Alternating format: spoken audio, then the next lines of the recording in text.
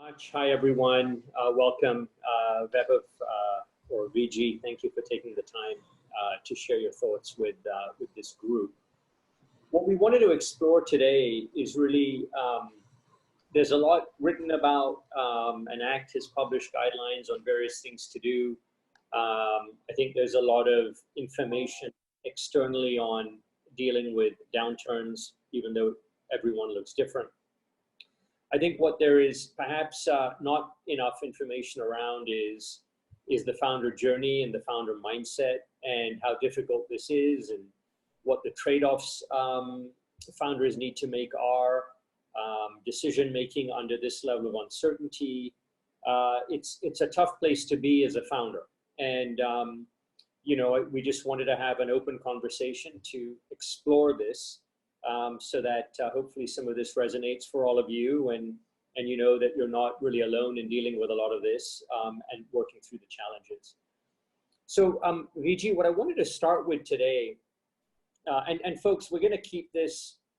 This is not about Iran. This is not about B2B. This is not about a particular business. So again, let's stay focused on the topic that we're here to explore. VG, to start off, maybe I want to invite you to share some thoughts about how your own mindset or thinking or thought process has evolved over the last month or so. If you just reflect on how your thinking has changed. Let's start with that, and we'll see where that takes us. Hey guys, happy to be here. My name is VG. I'm one of the co-founders at Udan. Bejul, and I appreciate the opportunity, Anubhav and Bejul. For me, I would say if I think about early part of let's say March, right, to now we are in mid-April, over the last 6 weeks, right? I think the first phase I would say was more about being aware and attentive, right? Because in India, we hadn't seen much impact, but we were seeing what was happening outside, sort of across the world. So I think I was still early in my head in that sort of March period. There was generally a lot of awareness about, thinking about what will happen, what will it mean for India, but really immediately nothing was happening. So there was also, it was not something immediate to respond to. However, there are areas you start sort of setting some bit of thinking around. So in the early part of the March, I would say we started having sort of multiple discussions within the different groups of management about, what would it mean, what to think about, people's thoughts. But those were largely exchange ideas, which generally were all converging to that we have to be aware and we have to be sort of generally expecting reasonable amount of volatility. I would say the second part of March,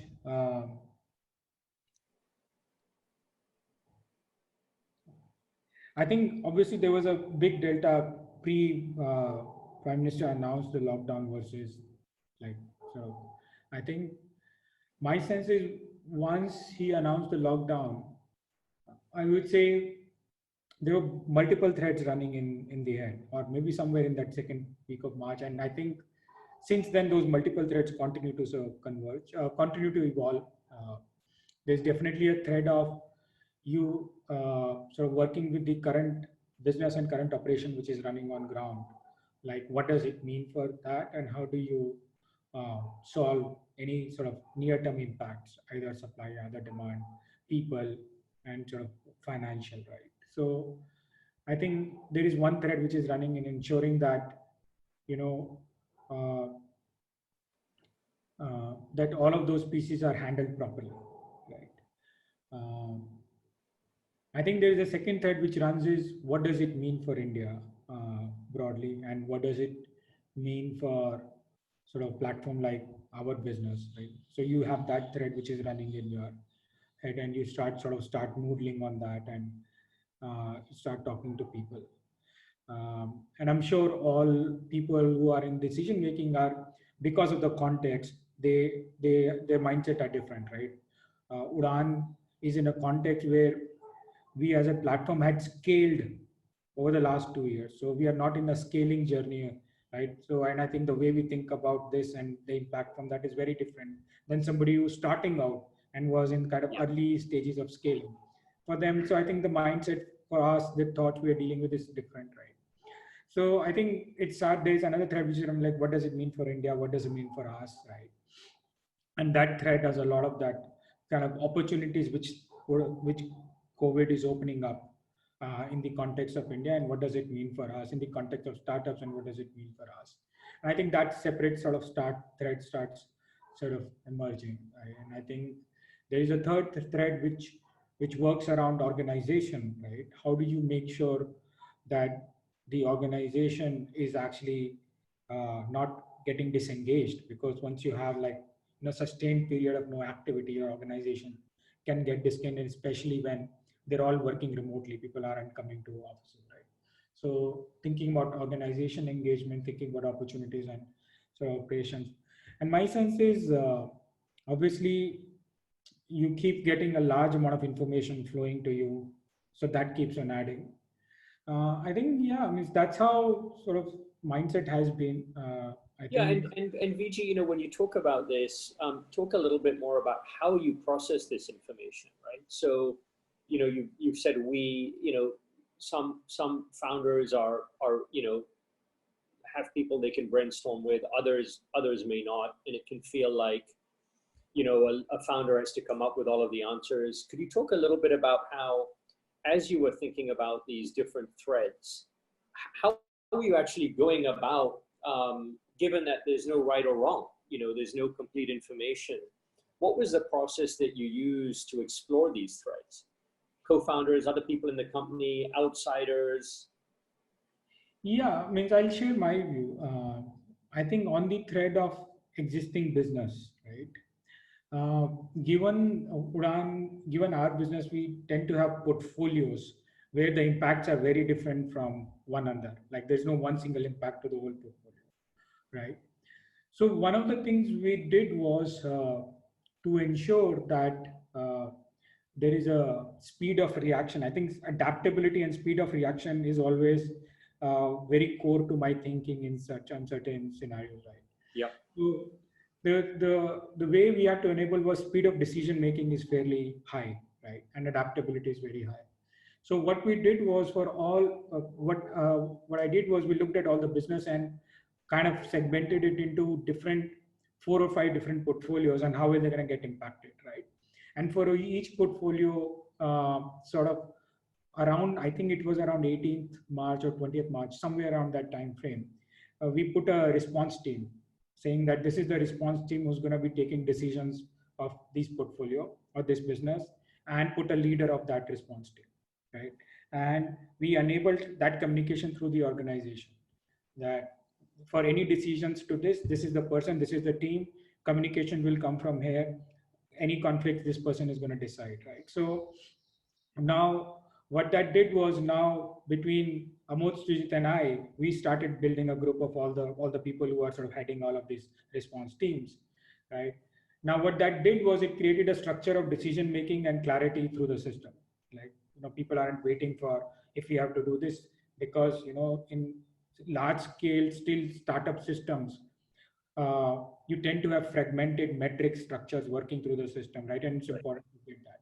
And I think that helped us. Now we could lean on people in our teams to do that and sort of trust their judgment, right? So we were obviously always been blessed with that and lucky with that. So I think what that did was I created, one response system for finance team, which looked at all finance, payments, receivables. One team which looked at our discretionary business. One team looked at lending business, food business, pharma business, and org structure, org off-roll contract work. Because we created these 6, 7 teams with people over there and enabled that decision making and communicated through the system. Like, this is how communication will happen. This is how decision making will be done. And I think for each of those, what I did was I set up the optimizing variables. I said that with that team, we said, if we have to take decisions, here are the in orders we have to prioritize things. Like, what does it mean to run brand in midterm and short term? Employee engagement, second priority, employee engagement in midterm and short term. Financial priority. Third is accelerating to our sort of where we wanted to go, figuring out ways to accelerate in this environment rather than sort of deviate away from that, and sort of created a set of objective, so which enabled them to take decisions on their own without impact. Actually, this is really interesting, VG, because I think, the other part here that's hard is decision making with so much uncertainty, right? And arguably where even our instincts may not serve us well because we have not been exposed to this kind of an environment. And so, and then we're coming out of a period where there's been significant growth orientation. So how did you think about that? Presumably, you had to curb maybe some of your very aggressive, growth-oriented instincts. How do you shift your mindset? So when I'm making this decision, I was solving for ABC. How do I think about whether ABC is still the right thing to solve for? Some people talk about solving for survival. Others will say optimize for cash runway. You've talked a little bit about org engagement, and you've even talked about wanting to be open to opportunities at a time like this, and threads around that. So how do you think about decision making and what you are optimizing for during a time of such uncertainty? So see, Bejul, I don't know. Like, I think I can just say what we did, because I don't think I think the approach was also evolving. Yeah. I think for the response teams, I obviously did not prescribe a decision. What I said that when you are forced with any trade-offs, the number one thing you have to optimize is Uran brand strength in mid-term and long-term with respect to our buyers and sellers. Like, this is the number one thing you have to optimize for. Okay. Right. Second thing you have to optimize for employees in the company, their morale, and our off-role employees, their engagement through the system. Right. Third thing you have to optimize for accelerating on our strategic agenda, which we already have. Right. Yeah. Because I don't have a time to change that with you right now, and sort of like that. And fourth was, I said, I think there was one more thing, and I gave them, these are the optimizing sequence in which you have to optimize. Now you take all decisions which you are faced with, because I can't predict what problems and what trade-offs you see, but I've given sort of an optimizing criteria, because I thought of that, what's most important coming out of this is brand strength should not be impacted in medium term, long term. Employee morale should not be impacted in medium term and long term, right? And our strategic axis. Now the third one, obviously, I sat back and reflected that, the impact of Corona on our business, and it seemed like the strategic kind of agendas or direction we were taking are going to still be true. So then in that case, I sort of gave that as a guideline. If the strategic charters we're going to take were not true, I think probably would have given a different sort of guideline on that front, right? And I think what that gave, right, for us was it gave Amod, Sujit, and I a lot of time to sit back, right? Means when you have these response teams and there's a lot of crisis management happening in a decentralized fashion, three of us started talking about what does Corona mean for us, right? And what are the major choices, how to think about cash runways, how to think about important strategic opportunities which are emerging. And we started that sort of thread in parallel between three of us. And if there were insights or takeaways which were emerging from them, we were sort of infusing them into these response teams on an organic basis. Like, let's sort of, this seems to be an answer. Let's now start thinking about this as another optimizing variable in your decision making. So I think that kind of, building a sort of execution machine was more important. I think generally at Udan, that has been the way we do. Instead of finding the prescriptive answer, we tend to generally enable. You're providing the guidance around, here is the compass in a sense, or here is the decision-making lens. And so founders providing that clarity to the organization. And then it's for the organization to figure out how independent decisions optimize for that lens. I guess, VG, one of the things in, how do you reconcile what you've spoken about, brand strength, employee morale, accelerating your strategic agenda? Those would all be things that you might be doing in a business as usual situation. So how is this situation different? How do you reconcile this with, a lot of focus today on survival?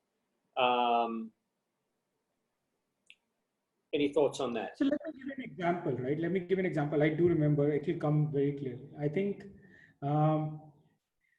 we had the payment terms on our platform that after delivery in 2 days, we'll make the payment, right? Now, what had happened was that for certain of orders which were getting delivered to our buyers, but our third-party logistics providers have not given us the payment, right? Which the normal trade-off is in a D+1, they will give the payments to us, right? Now, we should make sure now our sellers expect those payments because it was delivery +2, but we didn't receive the payments as we would normally receive in a business course, right? Now, I had given sort of two trade-offs to the response team that you should optimize for Udan strength, but also need to make sure that the financial cash flows from receivables and payables are balanced in the company. We don't see a large stress. Now, the sequence of Udan strength, brand strength was up. So they could decide that, from a seller point of view, if we didn't make the trust on the platform is going to go down. We will probably get these payments 60 days later. And they did the math and they said, okay, the amount is so much. I am going to optimize for brand strength, right? And the person went off and did that. In a normal scenario, obviously, like what I'm saying is that was the compass to decision make. Like this is slightly different than normal scenario. Normal scenarios, you're not faced with trade-offs like this. You're already generally working in the direction because execution is happening in this direction. Like you've aligned with strategy. So normal execution tends to happen, but these exception scenarios come in and thus that compass helped sort of set up that. Yeah. Did you sense any denial in any parts of the organization? As an investor, this is something I guess I see different reactions, right? I see that, intellectually, a lot of founders understand that, okay, something is very different and the world has changed. But then when I engage with them on what they're going to do differently, it reflects, maybe, some element of optimization, rather than, more meaningful shifts. Is that something that you had to work through with your organization at all? I think that's something I had to work through myself first. My sense is that,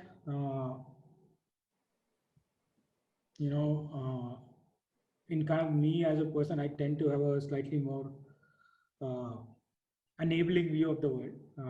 And my sense is that the first few weeks of March, 1st, 2nd, 3rd, 4th, right?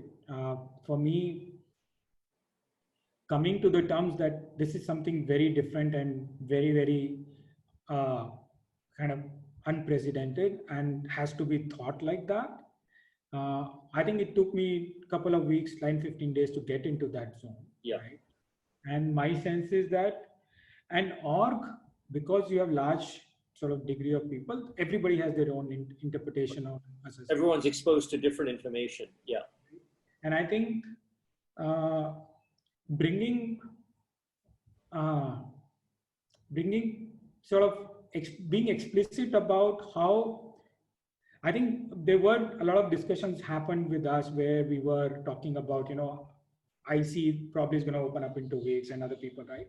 I said and I think there have been communication helps over here, like wherein you say, yeah, I think all of this could happen, but as an org right now, we are taking this as a point of view, right? And sort of enable that as piece. I think people had different points of views.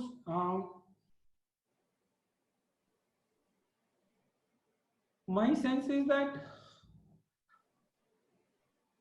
did we do anything differently?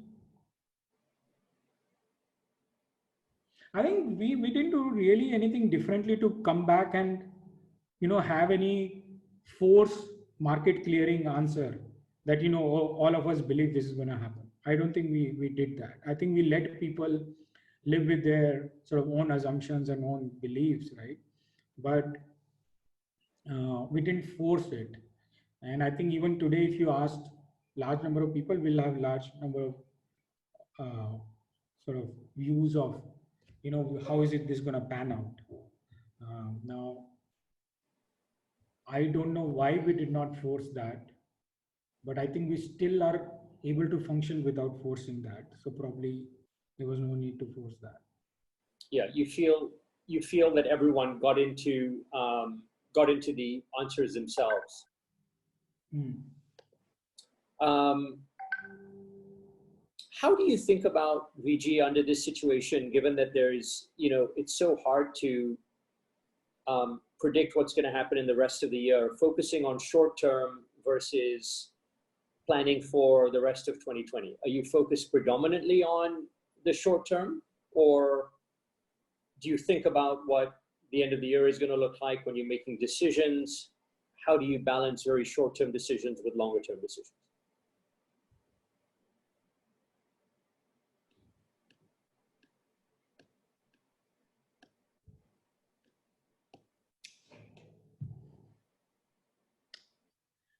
I think you have to just do both. That's what we're doing. Means as a startup, uh, still in a growth mode or early mode, you're always working with a finite view of time. While you always have a longer term view of the world, you always have a finite view of time in which you're looking at sort of your company from a business and commercial and finance point of view.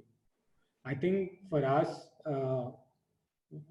we took both, like you run with those dual threads in parallel, getting short term, sort of making sure things are stabilized and they're back into sort of an execution mode.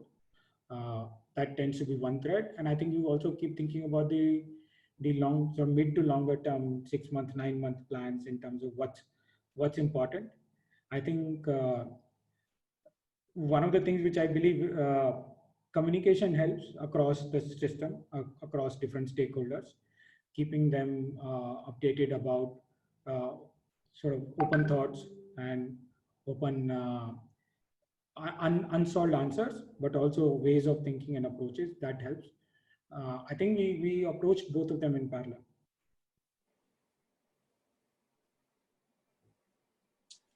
VG, some specific questions around trade-offs. A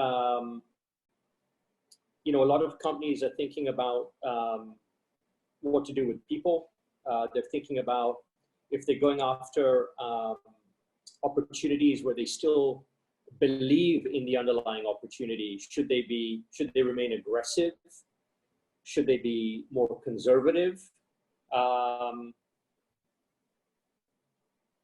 do you think about that? So there's an impact right now, obviously, because of the lockdown, but the fundamental opportunity still exists. How do you think about execution orientation? And then that impacts this question about employees. And so you think about employee morale, but on the other hand, you have to think about, again, put yourself in the shoes of a younger business, survival.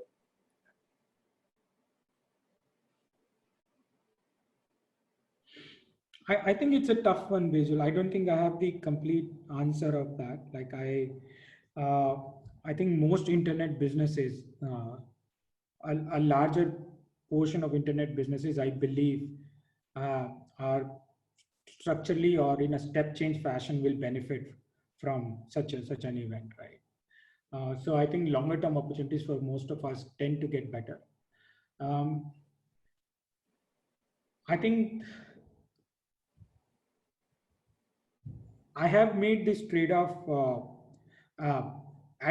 instead of at an overall business level. I think we made this trade-off at individual sort of lines of businesses.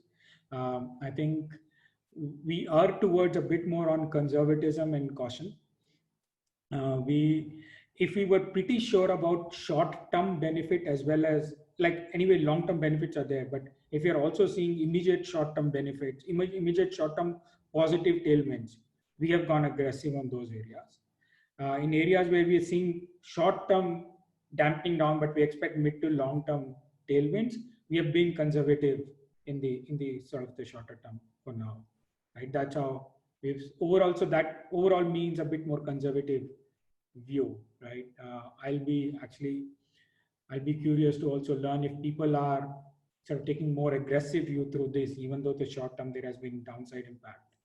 Yeah, but we have done that. We've been slightly more, and I think that's probably because of what we were saying earlier, like Uran is at a different stage in terms of its scale versus journey of the company, and I felt that was possible for us to do.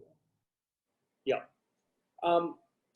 Picking up some questions that have come in, there's a couple of questions around, is this a time, if historically or in the past few years, we've been in an environment that's very characterized by speed, and you've talked about speed of decision-making and reaction and execution. There's questions around, is this a time to focus more on perfection versus speed? In terms of gearing the organization, think of this as a marathon or a sprint.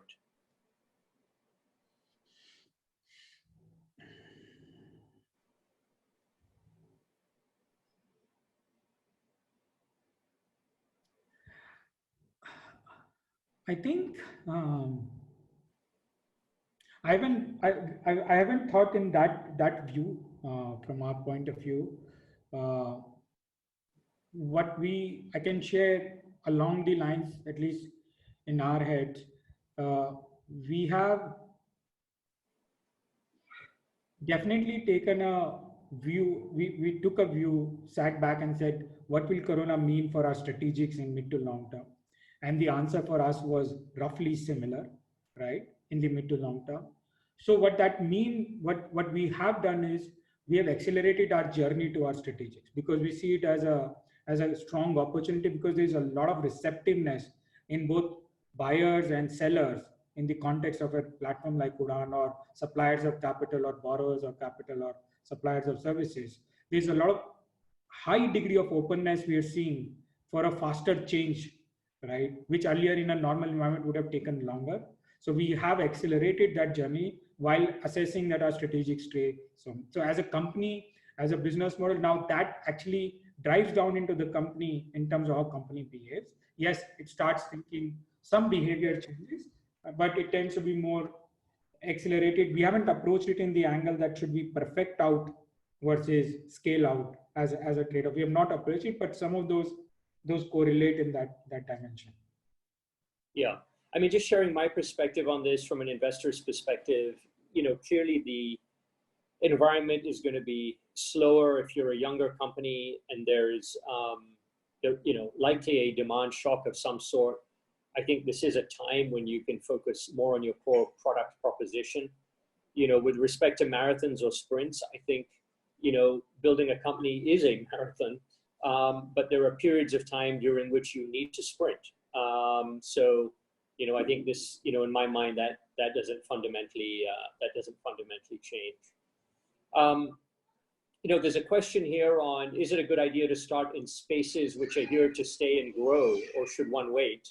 I think the companies that actually are least affected by this environment, the younger you are, the least affected you are, right? To the extent you're at more scale, you are more impacted by a demand shock or a supply shock.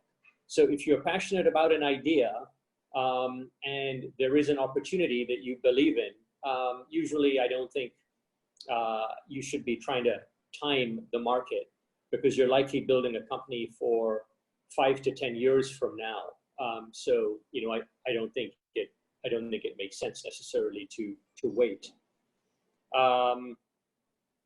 Vijay, you should just jump in if you disagree with my responses to anything. No, I agree with that. There's one of the things, on the general topic of founders mindset, one of the things which I hadn't expected will happen, but happened in the last 4 or 5 weeks, is massive inflow of information from every places, right? From all different stakeholders, right? And I think that at some level leaves me, like, a lot of times, like, they're just part of the mind is always confused also, in terms of you just have so many potential decisions, your choices you can make, because in a normal scenario you're not exposed to that rapid spike of information sort of to you. And I think at times I have to sit back and just choose not to decide also. I'm sure all other people are doing the same thing, but I think I had to, like, change a bit of my muscle memory on that. I was feeling just tempted to make decisions on everything, and then I realized that that's just not going to be possible, because there's so many so much of information is flowing in. So I also was confused for some time, but then sort of gotten a hold of that also after that. Yeah. Vijay, coming back to, again, your mindset, is a question here around, during these times, there can be a stark difference in stakeholders' objectives, shareholders, employees, customers, suppliers.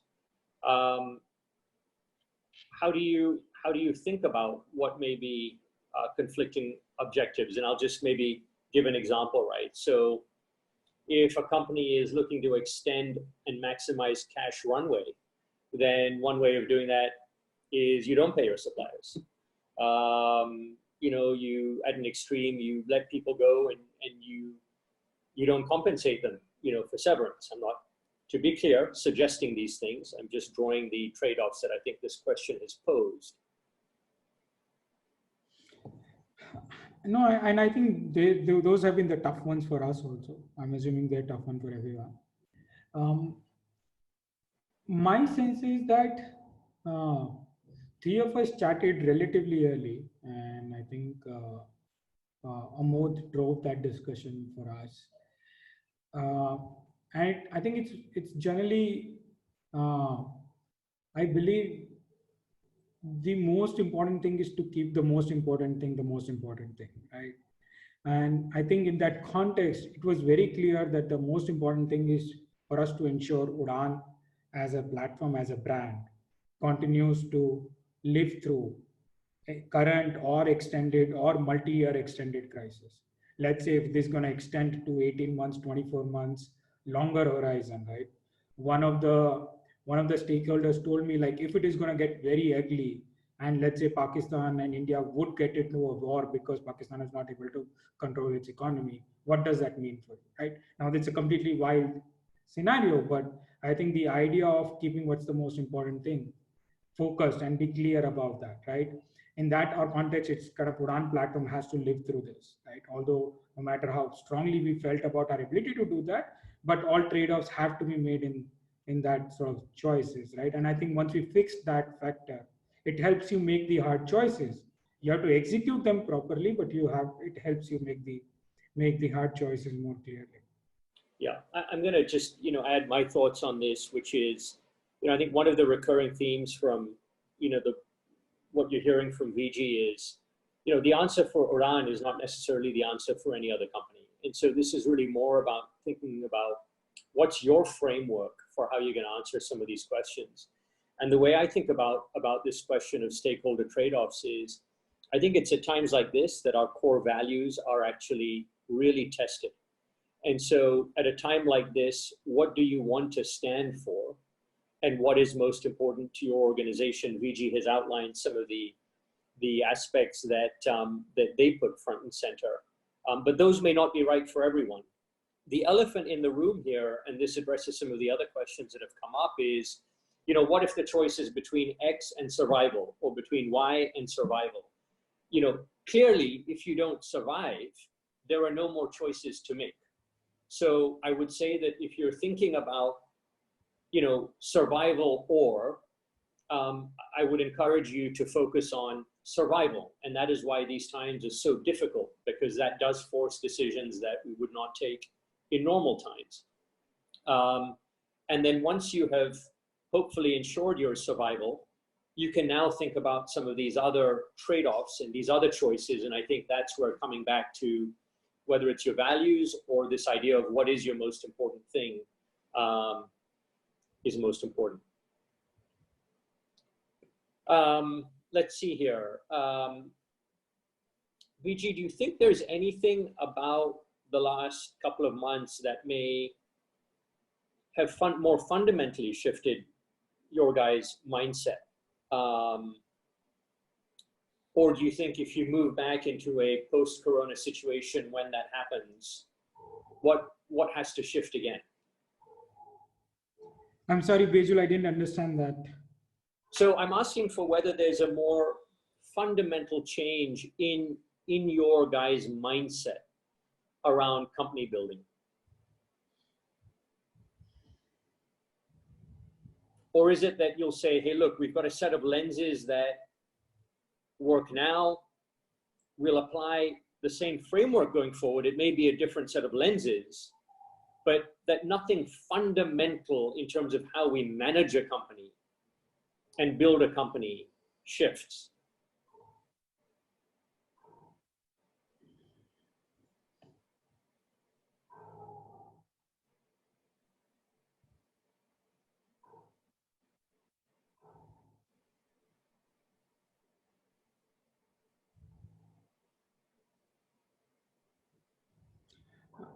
I don't think anything comes to my mind immediately about fundamentally how do you build businesses, build companies, build organizations, how you make trade-off choices.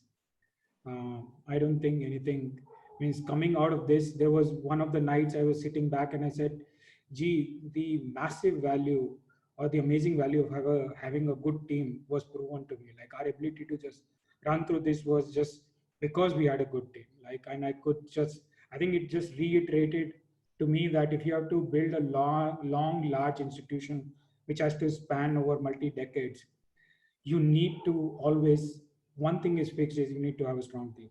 Like, and because I think there will be more ups and downs coming in. As long as you have a team, you can go through almost all of them, right? So I think that sort of was validated to me. Let me give you a specific example, right? I think we've emerged from a period of time in which winning a market arguably, was the most important thing for a lot of companies. And no matter what amount of capital it took and what strategies it took in terms of, subsidies and discounts, almost were justified. I would argue as an investor that we're moving into an environment where capital efficiency and, the underlying quality of business is going to be far more important. I'd like to think it's going to be sustainably more important, but cycles come and go. Do you have any comments on that? So, no, I can sense that, right? I think, however, I believe that from my point of view, I see the world slightly differently. The answer are similar, right? From my point of view, from an entrepreneur point of view, we tend to, or we are always, we typically don't start with a return orientation in the company, right? We start with the notion of building something big over a long period of times, right? And I think our choices were always driven by that, right? Now, you're always working with a set of resources and you're trying to always go after something, right? If you see in the market a set of resource like capital is coming at a different level of cost and scarcity, you start orienting your choices differently, right? But the core idea of what is needed for you to win in longer term is actually has to be fairly clear. Like even today, like you know that, right? Even the last 3 weeks through the middle of Corona, there are parts of businesses we have accelerated the market share capture. Kind of the older way you would describe as kind of pre 12 months type of way of getting a market, because I still believe that's the right answer for winning the longer term. And for other pieces, I've taken a different view. So I think for us, the continued thing tends to be how do we build something big in long term, right? And you always look at, the world will always have different resources and different, like sometimes talent. Like right now, I'm quite excited about the talent availability. So I'm actually going aggressive on finding some of the more senior talent and really, really running after them, because I believe there's a lot of openness in talent to explore things, right? So again, in a normal world, I wouldn't have probably. So I think there is, so that's how I see. So instead of seeing it as like right. I agree with that. It's almost like, there's some fundamental truths that do not change, right? You need great people. You have to serve your customers well. If there is a tailwind and you're in a position to take advantage of it, take advantage of it. Arguably, it should always be done in a way that you're building a sustainable business. So, I think there's a lot of truth to that, that idea that if you get down to the core of what it takes to build a strong business, those things may not have changed, although you still have to adjust to the environment. A couple of questions. Sorry, go ahead. Yeah, I know another founder who I respect a lot, and his situation is slightly different. Like he's saying, like we are to still have ability to invest in areas we think we should, I think he's saying that, gee, the only thing I'm going to do is I'm going to be a cockroach. I will Yeah, come out of this and survive. I'm not going to do anything because he doesn't have the ability to invest right now. And I right. think that's the perfectly right answer for him, right? So I think it also depends on where we are and abilities and choices we can play around with. And I think I agree with it. Like survival should be like, at least in the context of startup for Udan also, like we said, if the things are going to be completely bad for 3 years, what is our way to survive? And we have put together a plan for that. And we have an ability to Yeah, execute that plan as we need to, right? So Amod, Sujit, and I worked on that. Like if this world will never recover for 5 years, what does it mean, right? And we have an ability to go there, that, right? I'm sure yeah. certain people are executing on that right now because, but I do agree with survival being, if it is tough times, people should take that as an optimizing variable, at least for now. And I think, So, yeah, and so for the founders on this call, I think coming back to some of VG's earlier comments, being aware and attentive, you have to have your own read of your market, right? And of whether, given the dynamics of that market, and then your own situation, is survival paramount. If survival is paramount, then, really you retain the option to still build value only if you survive. Now, if there's a more fundamental compromise to your business, and there's a question here, what if the core business of the company is permanently affected and you have to pivot? How do you do that considering employees you made promises to and VCs came together on the premise of the original business? How do you get everyone to rally around that? Actually, I think that's the most authentic and honest thing you can do. If you believe that the original business idea has been compromised, yet you still have resources, I think you owe it to your most important stakeholders, which I think are your employees first, and then your other stakeholders, to have that conversation. And usually I find that people rally around founders who are very honest and very authentic, rather than those who continue to build a company, to go after an opportunity that they no longer believe in. There's a question around, do we see any new normal emerging in the way businesses and consumers will behave? It's very hard for us to know if behavior today is the new normal. There's some people who believe that the way, consumers will behave will fundamentally change. Hey, we've learned to live on frugality again, so we'll just be frugal. We realize how little we need, so we won't have more. On the other hand, I've heard, people talk about how, today people are behaving a certain way because they don't feel safe. Once we feel safe again, we'll behave in the way that we behave when we feel safe. And an example of this is, when aircraft flew into the Twin Towers in 2011, people thought that no one would ever get on planes again. But go figure, people got on planes again. It took some time. And that's where, as a founder, I think you've got to have a read about how much time it's going to take. I certainly don't think anyone should be assuming that things will go back to normal in 2020. That's just one person's view that I'm offering. yeah, I actually have no view on the new normal piece. I think it's hard to predict. The way we are operating is just building option value in the system, that we have ability to react in a more like as the market. VG, talk about this concept of option value, because I think that's important. Talk about what you mean by you're acting in a way that creates option value. What should founders take away from that statement? I think 2-3 things, right? Basically, obviously, you preserve cash, so you have option value, like you can invest it at a later point of time. Second is you change the way organization behave. Decision-making cycles are not longer.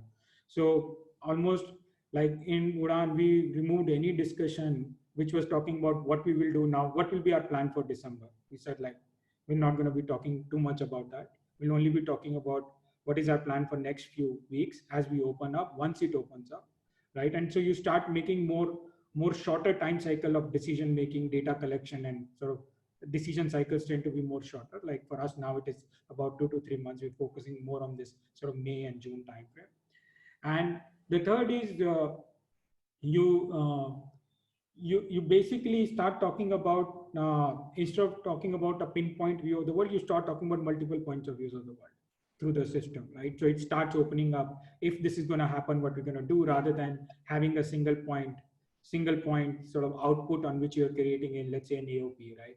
So I think you start sort of creating those, you start talking about different views of the world.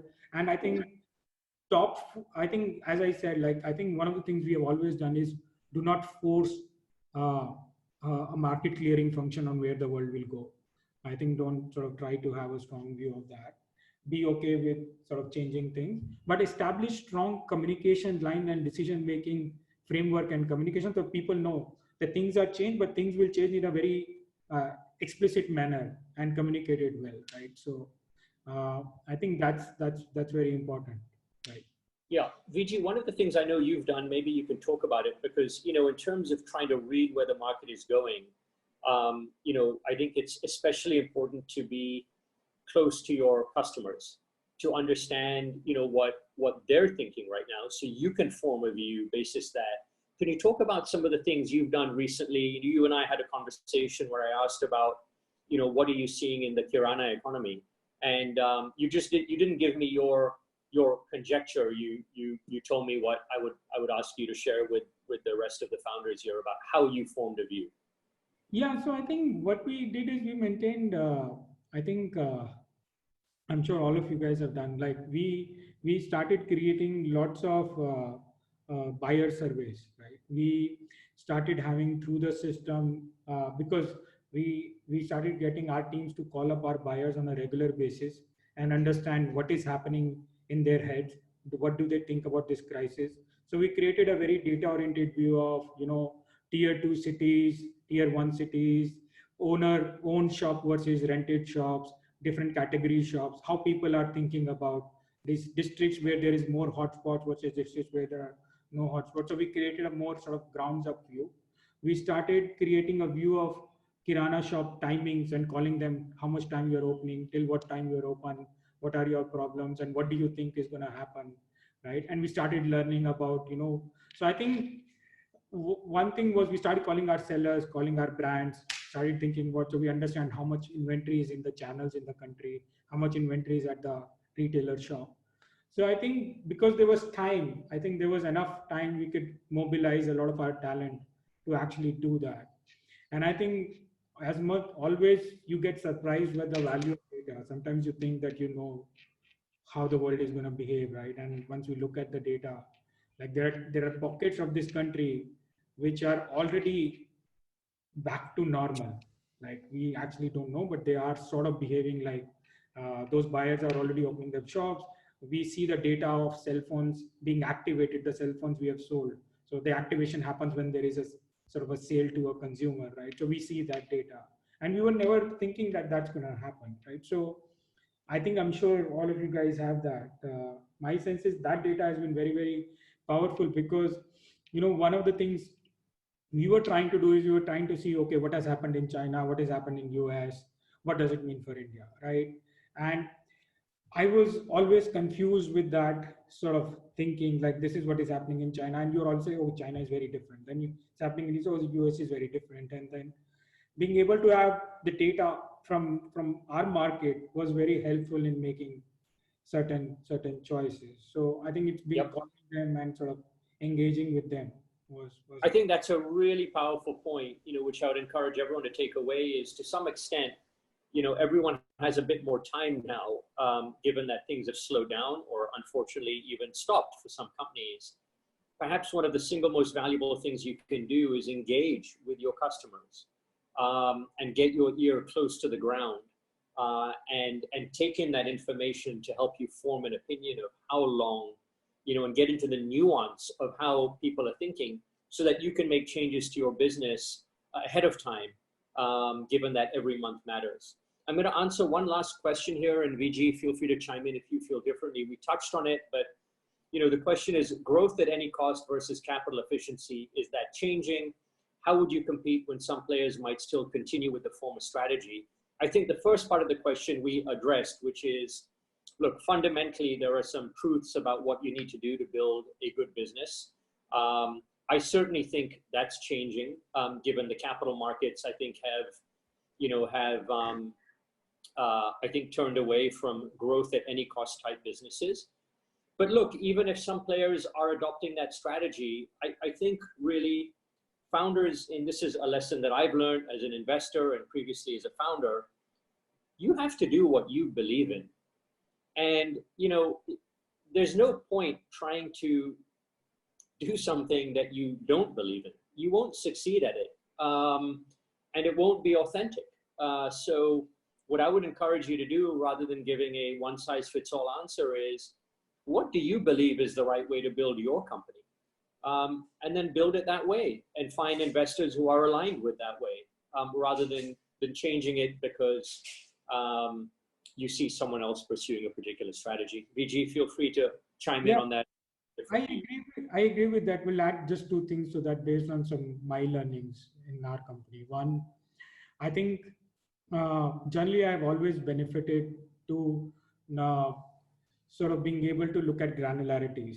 Like I think there will always be a set of decisions, choices where you could go aggressive versus there are a set of decision choices you would go conservative, instead of having just one single conservative or aggressive stance sort of completely at a core, right? And I think that has always helped us to be more optimized, more nuanced. I think the second is what we talked about is means there is a non-zero probability that 6 months from now the capital availability and the cost of capital availability will change, right? So being able to be having an option value in the system that if that scenario happens, how are you going to sort of behave, right? I think as of today, you can take only the current view of what's the current cost of capital availability and sort of a scale of that, and what is the forward-looking view as of today. 6 months now, and if it changes, and I think you should be responding to that because it's an important variable to build the business. So I think I would avoid unless you're forced to. If survival is the thing, obviously, then you take a different call. Otherwise, you should maintain an option value of being able to react to how the world changes, like how all of us have reacted to how the world has changed. I think we have to be able to react in 6 months if the world changes on the capital side. Yeah, thank you. I'm going to wrap, folks, with just a few summary takeaways that I pulled. I'm sure you all have your own. The first is this idea of option value and survival. They're linked, which is you only have option value. You only have a shot at the upside if you survive. So depending on where you are, if you're trading off between X and survival, I'd encourage you to think about survival first, stay in the game, and that's what gives you the ticket to build a company that you want to build. The second is this idea of this is a time to be really aware, attentive, and curious. Seek out information from all places. Try and plug into different founders, investors, speak to your customers. There's lots of webinars happening. Tune into those. Take in the information so that you can then form your own synthesis of what you want to focus on and begin to form your own hypothesis of the opportunity for your business and how you should operationalize around that. The third is this idea of think about the different threads. So one thread, for example, is, hey, there's some stuff I have to attend to right now. Another thread may be there are some opportunities that might emerge from this. A third thread, for example, has been organization engagement, work from home. There may be other threads. Think about what those threads are. Fourth, think about what your decision-making lens is. Again, VG talked about what it was at Iran. You know, what that may or may not be the right one for you, but having a decision-making lens, saying that this is the basis upon which we're going to make decisions. Write it down, communicate it to your organization. Give your team the ability to make their own decisions by helping articulate that these are the basis, these are the trade-offs we're going to make, these are the things that you have to optimize for. And then finally, remain adaptive. Things will continue to change, and speed of reaction, speed of decision-making is going to remain really, really important. VG, do you want to add anything to that I've missed? No, sir, you captured well. I don't think I have anything to add to that. Okay, thank you all for joining us. VG, thank you so much for your time in the middle of obviously everything that you're dealing with. My daughter has shown up to say hello as well, so I'm going to thank her for doing that. And wish you all the best of luck. Thank you for your commitment during this incredibly difficult time. And please feel free to reach out to the Action COVID team, to me personally. We really do want to be a resource here for all of you, whether you're funded or not. Thank you very much. Thanks, guys. Thanks, Bejul. Thanks, Vaibhav. Bye-bye. Thanks all.